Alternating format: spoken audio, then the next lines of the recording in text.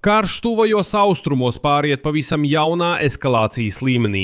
Irāna pirmoreiz ar vidējas darbības balistiskajām raķetēm uzbruka ASV un Lielbritānijas bāzei Diego Garcijas salā, 4000 km attālumā no Irānas. Savukārt ASV un Izraēla uzbruka kodola objektam Natanzā, Irānā, pēc kā Teherānas varas iestādes paziņoja par radiācijas noplūdes risku. Baltajā namā atzina, ka ASV prezidenta administrācija izstrādā metodus Irānas kodolmateriālu pārņemšanai vai konfiscēšanai, jo militārā kampaņa pret Teherānu ASV un Izraēlas vadībā ieiet vēl nenoteiktākā fāzē. Taču Irānas trieciens pa Diego Garcijas salu atklāja nētu patiesību. Irānā ir palikušas ne tikai raķetes, bet arī tālās darbības raķetes. Tas būtiski maina kara aprēķinus, jo iepriekš uzskatīja, ka Irānas raķešu maksimālais rādijus ir 2000 km, bet šoreiz tās tika mērķētas 4000 km attālumā. Mani sauc Aleksejs Pečijs, apspriedīsim šo tēmu kopā. Pirms sākam lūdzu finansiāli atbalstiet šo YouTube kanālu ar ziedojumu, maksas abonementu vai kļūstiet par sponsoru šeit platformā. Zem video spiediet pogu sponsorēt vai izmantojiet ekrānā redzamo QR kodu. Tas ir ārtākais veids vienreizējiem ziedojumam. Būšu pateicīgs par jebkādu atbalstu, ko varat sniegt šī raidījuma beigās. Abonējiet manu Telegram kanālu Pečijs News. Saite ir šī video aprakstā. Tur publicējam operatīvas ziņas uzreiz pēc saņemšanas. Tātad Irāna. Irānas vidējās darbības rādījusa raķetes uzbruka militārajai bāzei Diego Garcia Indijas okeānā, kuru izmanto ASV un Lielbritānija. Divas raķetes naktī uz 21. martu tika palaistas, taču neviena pēc Wall Street Journal datiem nesasniedza mērķi. Viena raķete sabojājās, bet pa otru amerikāņu eskadras kuģis palaida SN-3 pārtvērēja raķeti.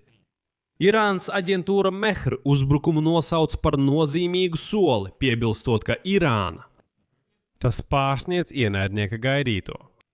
Tas vēl vairāk sagrauj Trumpa apgalvojumus, ka ASV jau iznīcinājušas visu Irānas raķešu potenciālu, tāpēc, kā viņš paziņoja, operāciju varot beigt. Pāris stundas pirms uzbrukuma Trumps paziņoja, ka ASV tuvojas mērķiem karā ar Irānu un apsver militārās kampaņas pārtraukšanu. Par operācijas mērķi viņš nosauca pilnīgu Irānas raķešu potenciāla un aizsardzības rūpniecības iznīcināšanu, tās jūras un gaisa spēku likvidēšanu, ieskaitot visus pretgaisa aizsardzības līdzekļus, kā arī nepieļaut Teherānas pietuvošanos kodolieroču izveidei. Vēl viens uzdevums pēc Trumpa vārdiem ir Vašingtonas sabiedroto aizsardzību reģionā visaugstākajā līmenī, tostarp Izraēlas, Saūda-Arābijas, Kataras un Apvienoto Arābu Emirātu. Nezinu, kā šīs Persijas līča monarhijas reaģēja uz šo frāzi, kurām tagad arī tiek uzbrukts. Un īpaši uz tā fona, ka tālāk Trumps paziņoja, ka mums Ormuza šaurums, tas ir Amerikai, vispār nav vajadzīgs. Tāpēc, lai tur uztraucās tie, kam tas ir vajadzīgs, un mēģina to atbloķēt. Runājot par Ormuza šaurumu, ASV prezidents norādīja, ka drošību jānodrošina valstīm, kas to izmanto. Citāts: ASV to nedarīs. Mēs palīdzēsim šīm valstīm viņu centienos, taču tam nevajadzētu būt nepieciešamam, tiklīdz draudi no Irānas puses būs novērsti. Šķiet, Trumps pārāk agri paziņo par militārās kampaņas izbeigšanu. Bāze Diego Garcia atrodas apmēram 4000 km attālumā no Irānas. Tas ir divreiz vairāk nekā iepriekš minētais Irānas raķešu rādījus. Atgādinu, Irānas ārlietu ministrs Abbas Arakči pagājušajā mēnesī apgalvoja, ka Teherāna ierobežoja raķešu rādījusu līdz 2000 km, lai Irānu neuzskatītu par draudu. Pašreizējais uzbrukums nozīmē, ka Irānas rīcībā ir raķetes ar lielāku darbības rādījusu nekā iepriekš tika atzīts, un pirmo reizi tiek demonstrētas spējas apdraudēt ASV intereses ārpus tuvajiem austrumiem. Tagad var teikt, ka Teherānas mērķī ir lielākā daļa Eiropas. Viņi spēja aizsniegt arī tur. Diego Garcia tiek uzskatīta par vienu no svarīgākajiem stratēģiskajiem ASV militārajiem objektiem. Tieši no šīs salas, kas atrodas Čagosas arhipelāgā Indijas okeānā, ASV var izvietot smagos bumbvedējus, kodola zemūdenes un eskadras mīnu kuģus.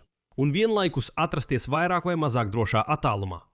Savukārt Donalds Trumps atkal uzbruka Britiem, kuriem starp citu pieder bāze uz šīs Diego Garcijas salas, kuru amerikāņiem neļauj izmantot. Viņš nosauca Lielbritānijas reakciju uz lēmumu atļaut ASV izmantot Britu bāzes triecieniem pa Irānas objektiem, kas saistīti ar Ormuza šauruma bloķēšanu, par novēlotu.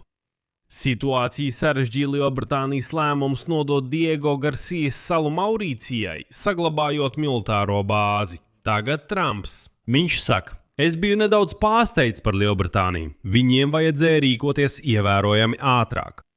Uzreiz saku, viņiem nevajadzēja. Donald Trump, tev neviens neko nav parādā, ņemot vērā to, cik lopiski tu izturējies pret NATO sabiedrotajiem. Bet kā argumentu, kāpēc viņiem nebija jābūt, es tomēr minēšu nevis savus vārdus, bet atvaļinātā franču ģenerāļa Mišela Jakovleva vārdus. Tie ir dzelžaini argumenti. Tagad citēšu. Ģenerāla Mišela Jakovleva. Mums ir vismaz 5 iemesli atteikt Trumpam. Pirmais, viņš nav sapratis. Ja viņš vēlas veikt NATO operāciju, tad tās vadību jāuzņemās NATO. Это должна быть единая. Nedrīkst rīkot amerikāņu operāciju, kurā viņi bombardē visu, bet stāv zemāk. Eiropieši dara ko citu. Nē. Tā jābūt vienai operācijai zem NATO karoga. Nedomāju, ka viņš to apzinājās, kad gatavoja operāciju. Trumpa stratēģiskie mērķi, izņemot uzdevumu atbloķēt šaurumu, joprojām ir neskaidri un precīzi nedefinēti. Ja NATO valstis arī apsvērtu iespēju iesaistīties, tām būtu nepieciešams, lai Savienotās valstis rakstiski un ļoti skaidri izklāsta, kādi tieši ir šie mērķi. Šeit nav runa par tvītiem. Ir vēl viena problēma. Trumpam neusticas. Ir vispār zināms, ka viņš regulāri pamet savus sabiedrotos likteņa varā. Trumps ir kā Titanika kapteinis, kurš pēc sadursmes ar aizbergu vēl cenšas pārdot lētas biļetes uz reisu. Ir daudz iemeslu atteikties. Jāatceras vēl viena svarīga šī kara epizode, kas notika pagājušajā sestdienā. Irāna 21. martā paziņoja, ka ASV un Izraela ir uzbrukušas tās urāna bagātināšanas rūpnīcai Natanzā.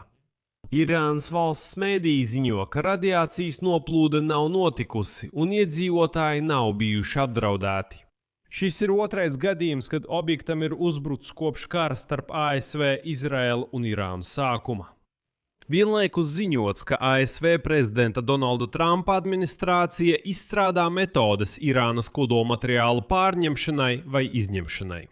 Plānošana koncentrējas uz iespēju izvietot ASV apvienotās speciālo operāciju pavēlniecības sauszemes spēkus, elitāru militāro vienību, kurai bieži tiek uzticēti visdelikātākie uzdevumi masu iznīcināšanas ieroču izplatības novēršanā. Amerikāņu amatpersonas norāda, ka Trumpa administrācija neizslēdz iespēju izņemt Irānas augsti bagātinātā urāna krājumus pašreizējās militārās kampaņas laikā. Tātad karš acīm redzami pāriet jaunā līmenī. Rakstiet savu viedokli komentāros zem raidījuma, abonējiet kanālu, nospiediet zvaniņu un nospiediet patīk. Un atgādinu, ka būšu pateicīgs par jebkādu jūsu atbalstu šī projekta darbībai. Kanālā, как это сделать, все... Saites un rekvizīti ir šī video aprakstā. Tas arī viss. Saudzējiet sevi, visu labu!